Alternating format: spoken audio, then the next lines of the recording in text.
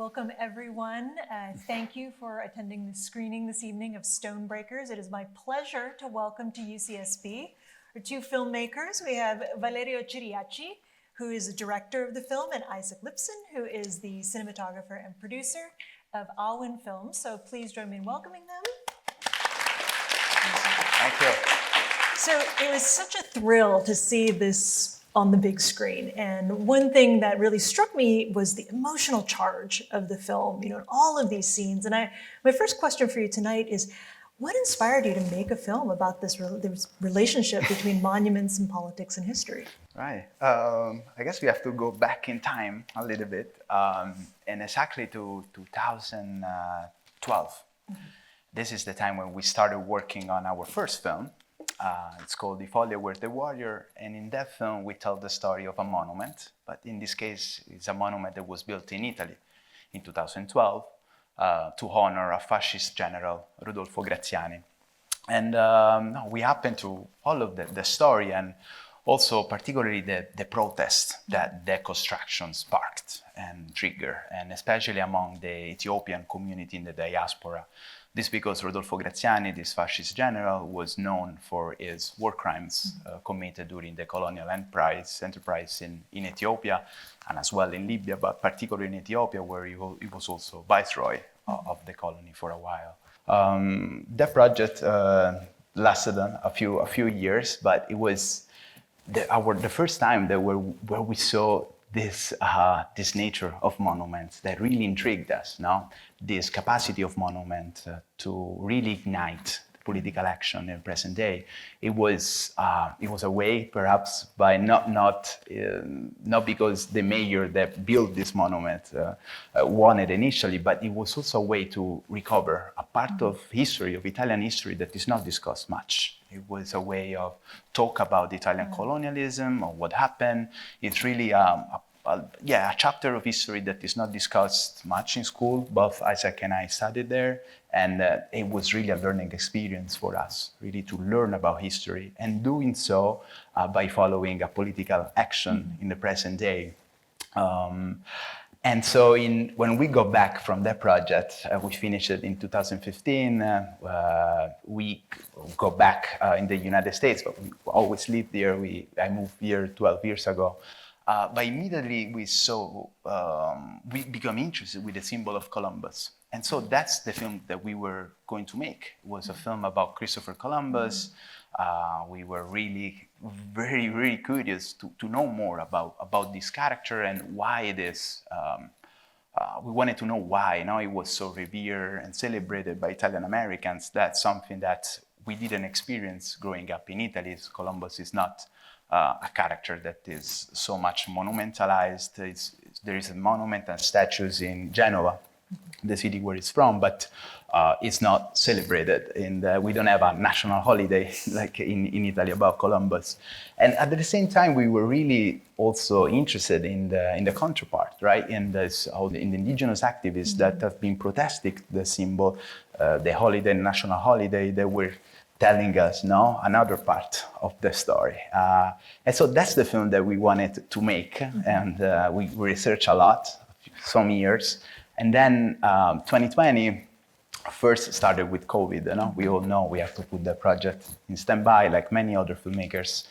And then at the end of May 2020, it was May 25th, if I'm not wrong, it's the killing of George Floyd in Minneapolis that sparked the Black Lives Matter protest. And we started seeing the Columbus monuments going down, right? And then immediately we resumed the project. But at that point, we also understood that we have to go beyond Columbus. And this because it was the people on the street that were connecting those dots among those other symbols of the national historical narrative. So the founding fathers, statues went down, and Confederates.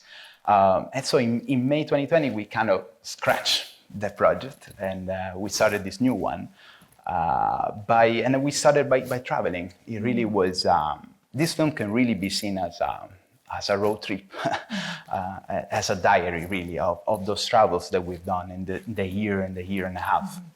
And then the idea was really to to capture this exceptional moment that was in front of our eyes, no? And like similarly, like we saw with the monument in Italy, the fascist monument in Italy, we saw really an opportunity, no, of through those protests to recover some chapters of history that are not discussed much. And it was really, we often say, you know, an explosion of the past into the present. That's something that I know it really, you know, struck us, and it was really kind of the focus of the film in the beginning, really trying to capture the moment, a moment really exceptional, without even thinking about too much of the form or who to interview or the structure of the film.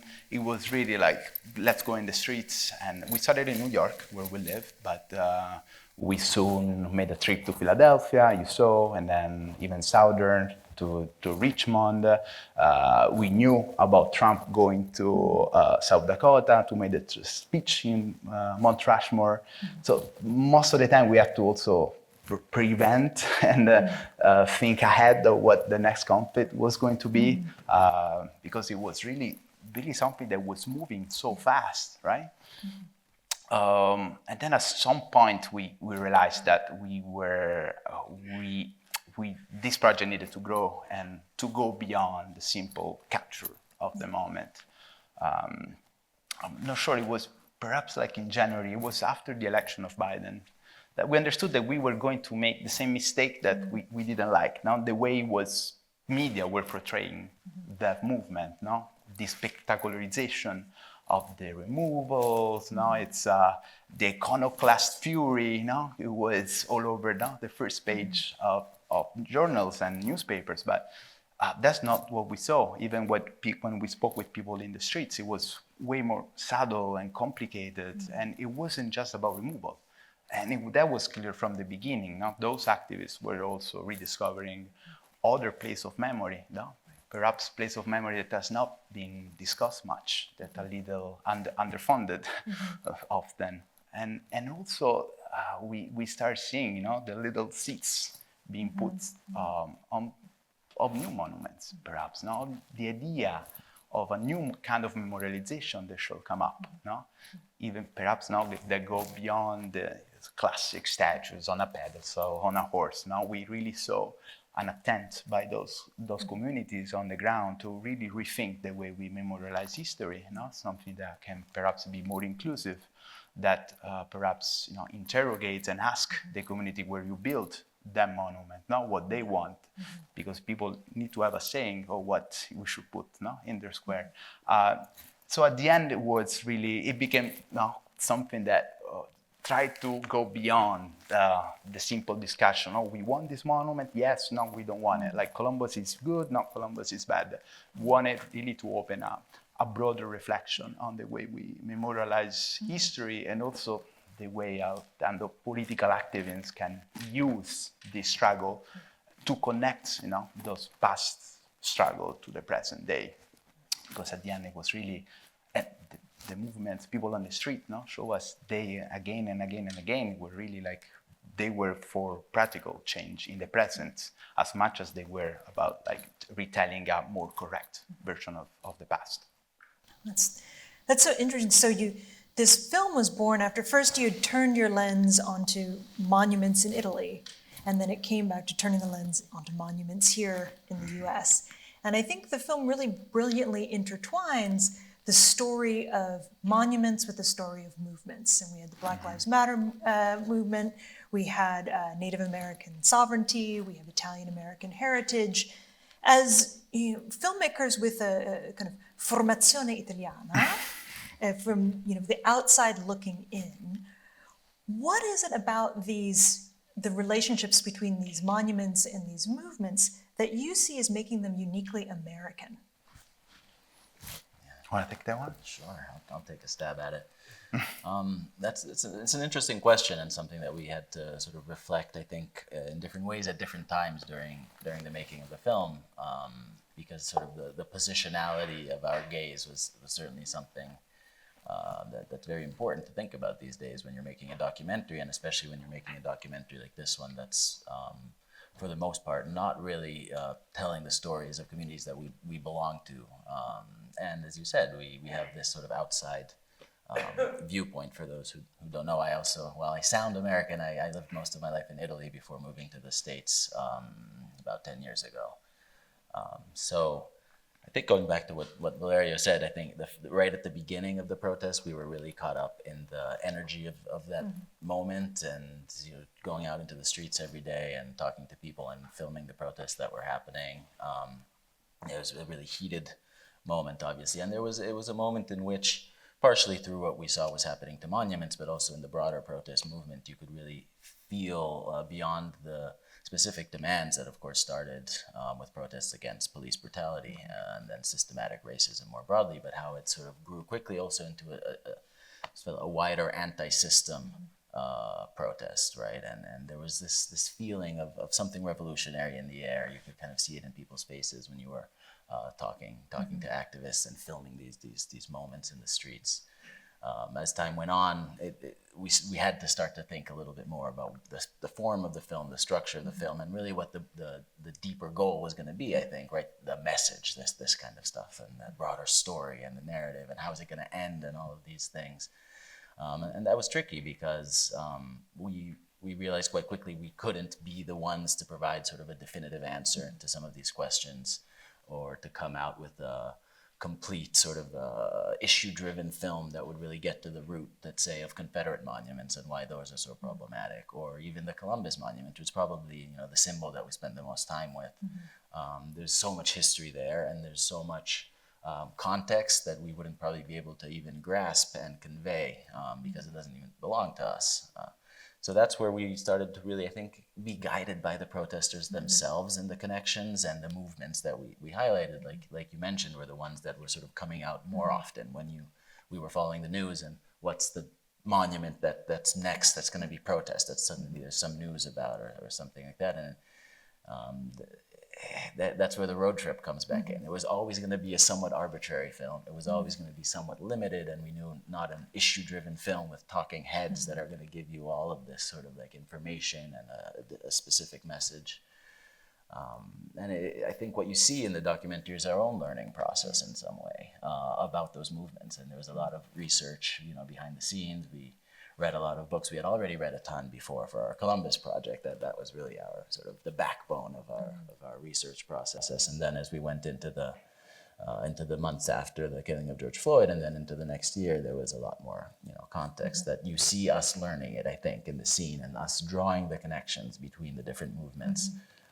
Because it was obviously a period where intersectionality of movements was very much at the forefront. So in some ways, almost everything that we filmed is in the movie. Every scene, at least, is there. I know there's another question you wanted to ask later. I wanted to ask about if there were any stories or almost nothing. Movements that ended on the cutting room floor. Yeah. With the limited budget and a very small team, we were not able to film everything that we might have wanted, perhaps, but everything that we did in some way ended up making sense when we laid it out in the. Which never happened.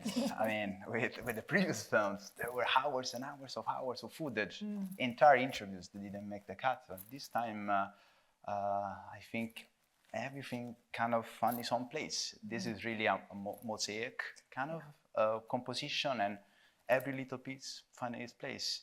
Besides, maybe perhaps we did follow a scene that didn't make it in the film, and is the scene in Waterbury where you see the beheaded Columbus. Well, we followed the head for a while as he was moving from house into storage and back again. So we have the little kind of scene that didn't make it in the film, but the chapter about death statues that made the film. So that's what really matters. I think in many of the scenes in Stonebreakers, the dramatic tension is rooted in this very polarized politics. The Lakota protest, and in Washington, D.C. Maybe could you speak more about how you approached these very polarized politics here in the U.S. as you were making the film? No, that was something that we experienced throughout production, because this is a film about the fights over monuments, but in the backdrop of a very heated presidential election. And COVID and the pandemic as well. But the election, it's always there. We opened the film with Trump, and that we almost ended with Biden, no? You see the 4th of July. So we wanted to, I mean, it was part of the story. It was also part of this film. And it was really polarized politically. And I think there are some scenes that exemplify that polarization, even the ending, with Thanksgiving, and we saw how it's celebrated and remembered, let's say, differently. In the same square, they share the same streets in Plymouth, and the monuments, have a different meaning for these different crowds.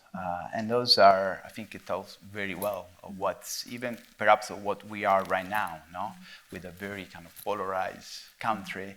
And then, those two groups of people that even if they share the same streets, they don't cross paths.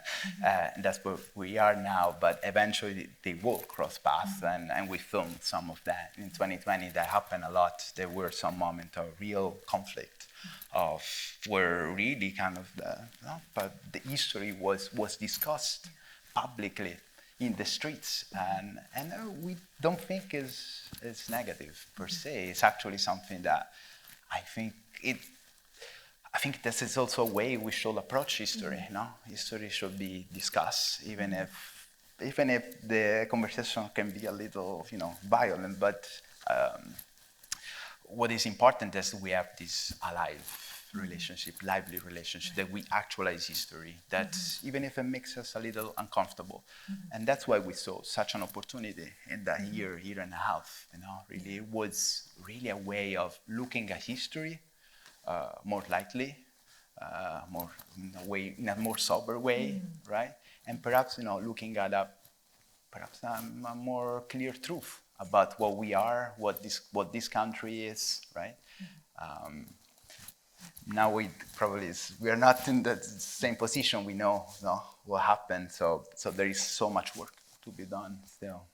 But I mean, I guess one of the reflections that we've arrived at, and I think we're continuing to learn more now as the film is being shown and we're having conversations like this, is kind of this. Of course, we have to acknowledge the polarization, the huge distance that exists in this country, right, between these sort of two opposing ideas of what the country is, or at least what it should be.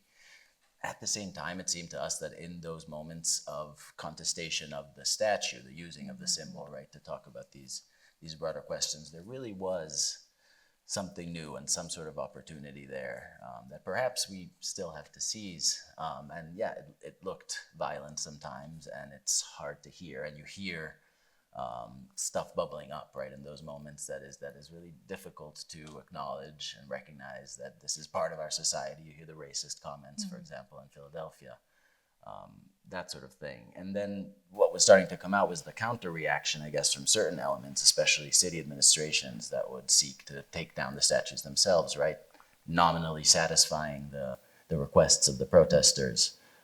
But sometimes in that process, too, there was something of a missed opportunity, because oftentimes we would see the approach the city governments would be to disappear a monument overnight, right, with no public conflict, which is what they were seeking, right, to pacify the protest, to avoid the conflict, but also no confrontation, no moment of awakening of any sort. So if you just wake up one morning and the Columbus statue is just gone, I'm not sure that does much to advance what the material demands of the protesters were either, right? So it was really in the protest itself, in the dialogue, in the discussion, in the clashes that were happening, that maybe something could emerge when you bring it back indoors, right, from a public conflict like that into even settings like this, and into the long conversation that I think we're still continuing to have about the meaning of history and present-day politics and all of that. And instead, the reaction that we sometimes see of trying to pacify that, finding a historical symbol or monument that will have everyone agree, that will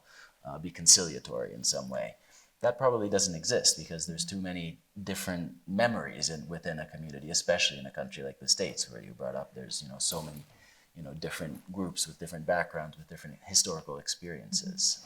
So it's really, I think, in the process that hopefully we see the opportunity to actually have productive conversations about this, instead of seeking a definitive pacification that probably can't exist. Yeah. Because in having those conversations, there then has opens the possibility for healing, catharsis, as opposed to just disappearing a monument, right? Valerio, your comment about living history made me think more about this tension between history and memory. And I was thinking of the work of Pierre Nora and Lieux de Mémoire, these places or realms of memory that Nora describes as any place or site or object or cause that's invested with meaning or historical significance from a community. And Nora was talking about history with a capital H as being that which has been written by the victors, right? And that has sort of overtaken and subsumed memory. But memory is more like this idea of living history that has its repository in the community, and that it's a living and evolving thing. How do you see documentary film as balancing this tension or commenting on this tension between history and memory? Great question. Place of memories, that's something that's something that we encounter throughout this film. That I mentioned about this, the idea that would be removed and they were being protested, but it was really the same people on the street that pointing our attention. You should look at this other memorial that we just renovated, or we just rediscovered, or we are in the process of defending it, perhaps from a developments. And then you see in the films, like the example probably is the Wounded Knee Memorial, in the Pine Ridge Reservation, or the African Burial Ground, or even the crosses, served. In that way, you can tell that yes, this is a film perhaps more about memory and how memory works, and these things with memory that we have to keep it alive, keep it flowing. It's really a collective effort. It's a collective machine that needs to be oiled here and there. And sometimes it's being oiled by activists, by that same conflicts that is needed. Perhaps with Monument, what we saw is that monuments try to stop time. They mobilize it. They want it to freeze it. And then it's something that we should be very aware. It's really what really should change is our approach, not just to history, but just to monuments as well. To be very skeptic of them as a way of telling history. Actually, perhaps there is no worse way of telling history than a monument, because a monument, by definition, it's a statement of power, and presence in the public square, and it's somebody put it there to convey certain meanings, that he wanted to freeze in time and convey to future generation. So we should always be a little alert. If a monument is there, we should really ask ourselves, why it's there, who puts the monument? And that is kind of an exercise that we did perhaps with Columbus statues, and we go more into that aspect than the other monuments, because it's a story that we know more. And we have folklorist Joseph Shora, explaining it well, explaining why there are so many Columbus monuments and why they were put in the first place. That I think knowing that history and why the story of the monument really tells a lot about even the present day. Can really make a look at the Italian American community more clearly, and the politics of memory, that have been in the case of Italian Americans, that have been applied. So Columbus was used really as a symbol, and it changed interpretation throughout history. It was first a symbol loved by Americans in 1776, and when they were looking for hero and to put in their pantheons. And then eventually in 1892, was something that was co-opted by Italian Americans seeking to, being actually approved and welcomed in this new country in a moment where there was discrimination to Italians. And then I think if we understand that and that transformation, we understand also what this monument deletes as well, because that's also something that we need to acknowledge. By putting a monument like that, you also erase other potential memories. In the case of Italian Americans, you're erasing the other stories that has to do with the union leaders, the labor activists, people that were coming from those working class masses, right? Perhaps when we understand this process and we get curious, now we can also even accept the idea that this symbol can change interpretation now. No? It's okay to problematize a symbol like that. And it's by doing that we can move forward. So this just made me think that what was so interesting to me about the monuments showcased in this film was, again, the emotional charge surrounding them. Because when we think of monuments, usually we don't think of people having a violent conflict around them necessarily, right? They're kind of backdrop, but you're right, there's symbols that have been erected to showcase, history with a capital H. And when we think about the distinction between monuments and memorials, and I'm thinking of the work of Erica Doss here, memorials, a temporary memorial, say that's a roadside memorial to someone in a car accident, or flowers that are laid when someone has gone missing. These are memorials that are invested with emotion. And with the monuments, what came out was this bubbling of emotion around them that normally doesn't happen. And I think that this had to do with the politics of 2020. And so what do you think this role of politics played in this kind of emotional bubbling up around monuments, and where did the politics come into history and memory as you were making the film? Big question.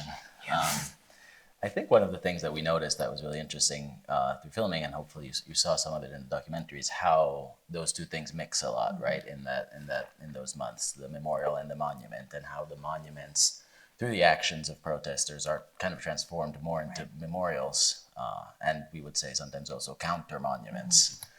Another term that we've often seen used and have started to use ourselves to describe, a symbol, an object that stands in opposition to the hegemonic monument, right? So the crosses in the desert. But I think the most striking example of that is the Robert E. Lee statue in Virginia, in Richmond, right? That from being this monument to that was essentially a monument of oppression, right, and of violence for a lot of citizens. Richmond is a majority black city who have to constantly drive by that object and see it and understand what it means. That's what it was. And going back to what you said too, that kind of statue, I think, for a lot of us, for people who have certain privileges in society, do become neutral or invisible in the landscape, right?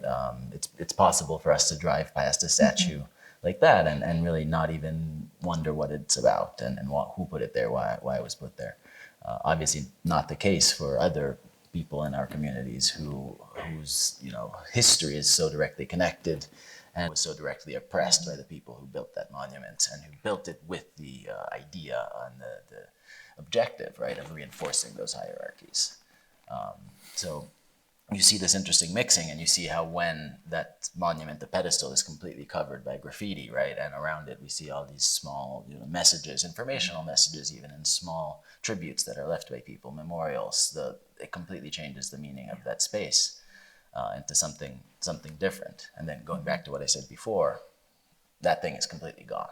We were in Richmond just a couple months ago for a screening of this film, and we went over there to that big roundabout on Monument Ave, and seeing even that part completely disappeared and that space having been returned to a wealthy white neighborhood that excludes a lot of people who live in Richmond was definitely, I think, a missed opportunity of some sort, because it had become beyond the statue and the protests that took place there, even just a place of social aggregation where you could have barbecues or you'd see kids playing every day in the summer and stuff like that. So that's, the mixing of the memorials and the monuments. I think it's telling us something about the politics of today. Going back to the original question, I guess politics is always part of our lives, probably more than we think in every way. Something you mentioned earlier, actually, that is connected to this and I think is important, is we often think of the United States and the people of the United States as being a bit, having an ahistorical kind of perspective. And I think in some ways that in Italy, a lot of Europeans will make fun of America for this reason and sort of dismiss even activism and activist movements in the US for being sort of like very much lost in present day discourse and superficial questions of rhetoric as opposed to based in history.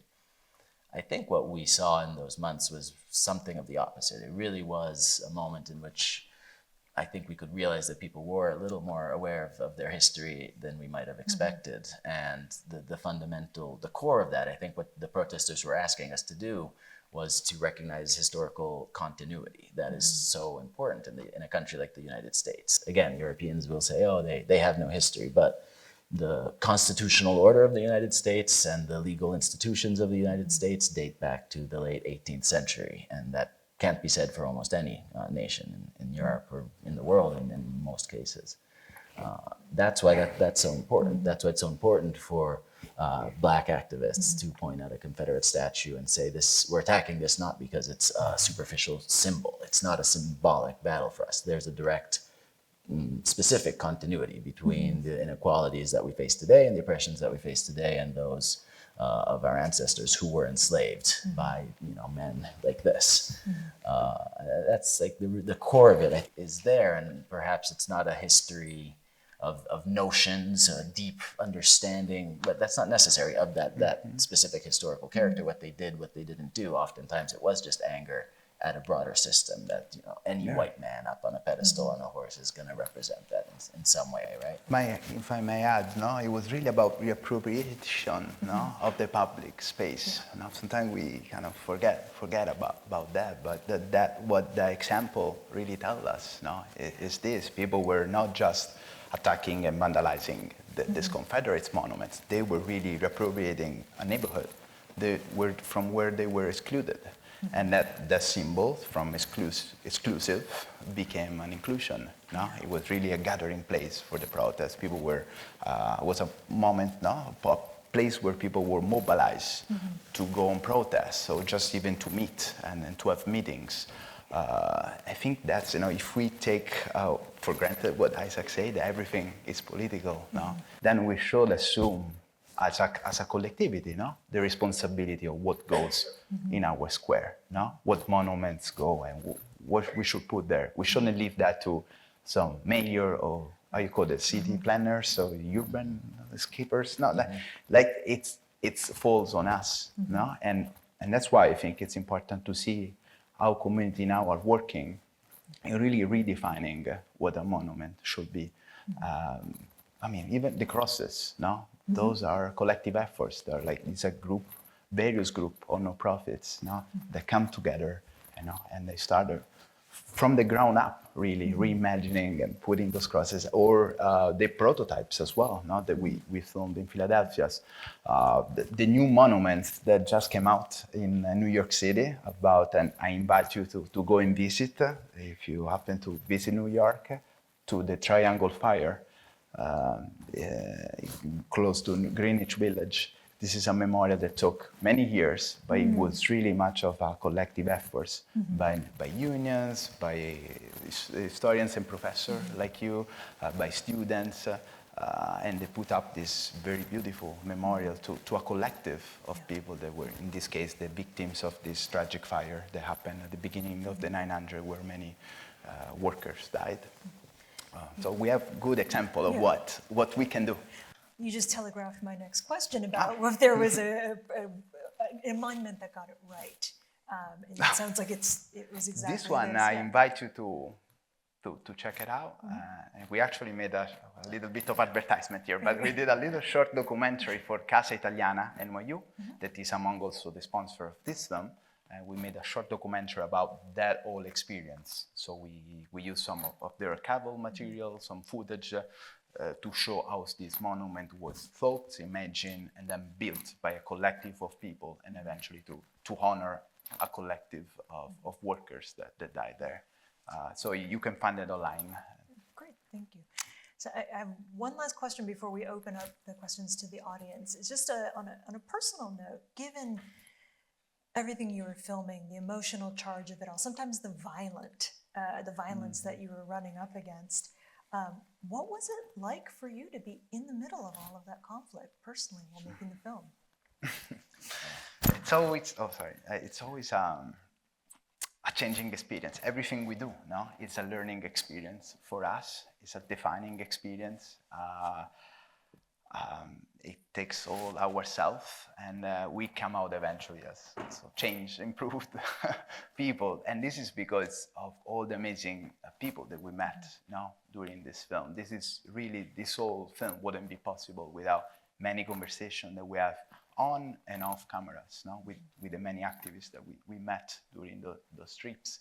So we are personally invested from the beginning to the end in a project like this, knowing also that we don't have an answer. And you saw in this film, perhaps we leave you with more questions, but I mean, that's the whole point. We hope, we didn't want to make an exclusive, definitive films about this.